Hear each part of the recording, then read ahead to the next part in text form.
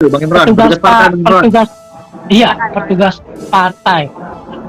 Gue kadang-kadang kalau di rumah ini ya suka ketakutan tuh, listrik belum bayar, datang petugas PLN. Itu petugas PLN, gue bilang lu orang PLN bukan, saya petugas PLN pak. Nah, ini di dalam demokrasi Indonesia, semua pemimpin pengurus bangsa ini harus berasal dari partai politik, gitu loh.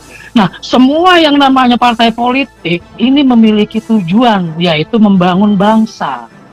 Tapi kan banyak juga partai yang tujuannya selain katakanlah membangun bangsa ini sebagai intrik politik mereka, tapi banyak yang melakukan korupsi, kolusi, nepotisme, gitu. Lalu timbul satu partai yang memang benar-benar niat untuk membangun bangsa ini, lalu meramu aturan-aturan yang ada di dalam partai, lalu membangun sumber daya manusianya, dididik hingga benar-benar menjadi seorang patriot pembangun bangsa. Tiba-tiba dimunculkan gitu, dimunculkan menjadi satu kebanggaan partai itu sendiri sebenarnya. Wah, gue punya orang ini, punya sumber daya manusia yang handal, yang benar-benar serius untuk membangun bangsa. Ketika itu sudah diciptakan oleh seperti Pak Jokowi yang dimunculkan Bu Megawati, ini menjadi kebanggaan tersendiri bagi parpol itu. Makanya dia mengatakan, ini petugas saya loh, gitu loh. Ini petugas saya, petugas partai PDIP.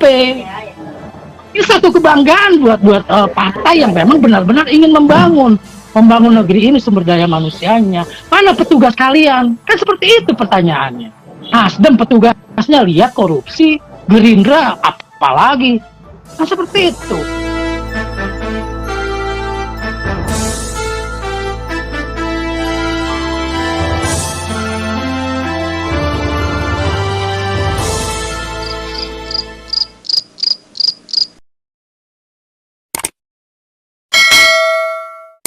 PDIP ini yang mencanangkan, menyebut nama seorang pemimpin yang dimajukan sebagai petugas partai, itu satu kebanggaan buat partai PDIP sendiri.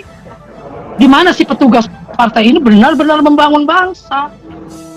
Mana ada yang mengalahkan petugas partai seperti Pak Jokowi sekarang ini? Gitu loh. Lalu Ibu Mega memunculkan kembali dengan rasa bangganya, memunculkan kembali penerus Pak Jokowi, petugas partai ke depannya itu Pak Ganjar. Lalu salahnya di mana gitu? Itu aja yang belum dimengerti oleh mereka, entah belum dimengerti atau memang mereka tidak punya sumber daya manusianya yang handal seperti Pak Jokowi dan Pak Ganjar. Kita nggak tahu, sehingga petugas partai ini masalah kalimat yang dipermasalahkan oleh mereka gitu loh. Sebenarnya ketika mereka punya seperti contoh lah Pak Prabowo, ya ini kan Gerindra selalu berteriak nih Pak Prabowo ini calon pemimpin mereka. Kita tanya dari mana sih Pak Prabowo? Kan otomatis dari Gerindra.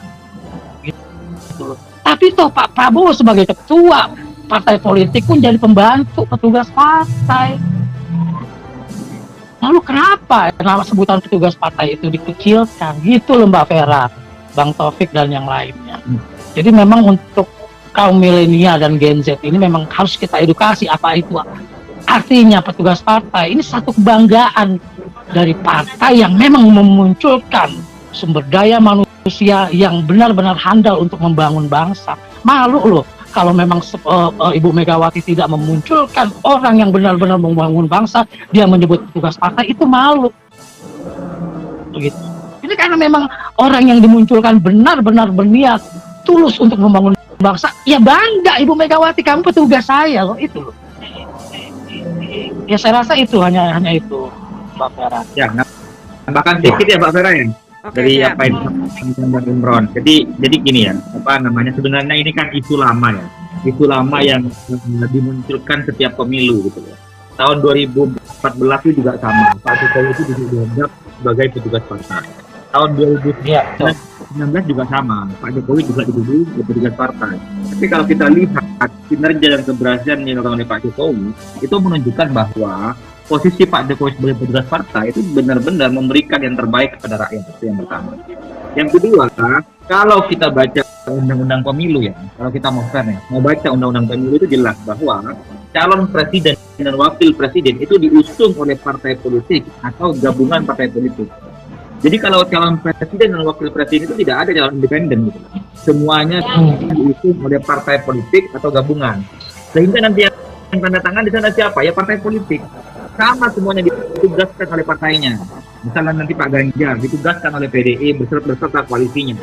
Ataupun Prabowo misal ditugaskan oleh partai koalisinya sama. Nanti KPU, nanti semuanya akan berlaga di pemilu. Sebenarnya sama itu semangat. Satu pihak mau berkata jujur kepada masyarakat, satu pihak itu malu-malu kucing gitu loh. Padahal faktanya itu kalau satunya dibilang petugas partai karena seorang kader, saya mempertanyakan yang kemudian bukan kader, yang pertama. Yang kedua, posisi Pak Prabowo itu tidak bisa mencalonkan sendiri, dia harus berkoalisi dengan partai lain, karena partai politik itu belum memenuhi syarat. Sehingga sama nanti Pak Prabowo juga diusung oleh dua partai paling tidak. Sehingga sama intinya petugas partai itu hanya gorengan-gorengan yang sengaja diumbar ke publik, yang tujuannya tidak lain hanya untuk bukan hal yang positif lah. Ya ingat aja lah 2014, 2019 juga hal-hal seperti itu disampaikan. Saya kira gitu jadi banyak berkreasi kita. Iya, petugas KPU juga mungkin malu. Sebenarnya petugas KPU tuh pengen ngomong, mana petugas partai lo untuk daftar sini calon presiden, kan gitu. Cuma malu KPU-nya. Ya. Nah, oke, giliran saya sekarang. Oke, giliran. Kita berkaca aja lah pada apa yang terjadi dengan Pak Jokowi selama ini kan. Pola-pola yang sama juga kok seperti di Pilpres terdahulu. Benar seperti kata Taufik bahwa ini hanya pengulangan aja. Kita bisa melihat prestasi Pak Jokowi selama ini dari dulu pun selalu dibilang petugas partai, dan alhasil ya hasil kerjanya tidak bisa diintervensi juga oleh partai juga gitu loh. Bahkan sekelas untuk PDIP sendiri, bahkan untuk Bu Mega sendiri gitu. Nah, jadi sebetulnya itu nggak ada masalah apapun. Yang penting komitmen, track record. Bahkan juga kita bisa melihat bagaimana cara kerjanya Pak Ganjar selama ini. Itu bisa membuktikannya, cari problem solver untuk itu semua.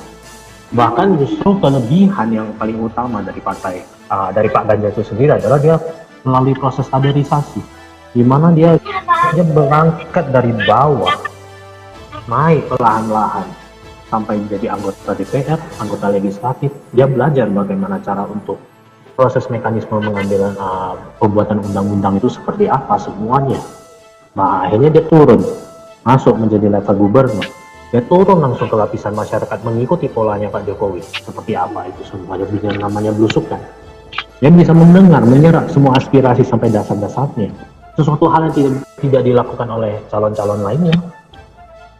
Itu yang salah satu perbedaan. Itulah ciri-ciri dari kita bilang petugas partai. Dia melalui kaderisasi, sangat beda sekali, sangat kontras sekali dari calon-calon yang lain.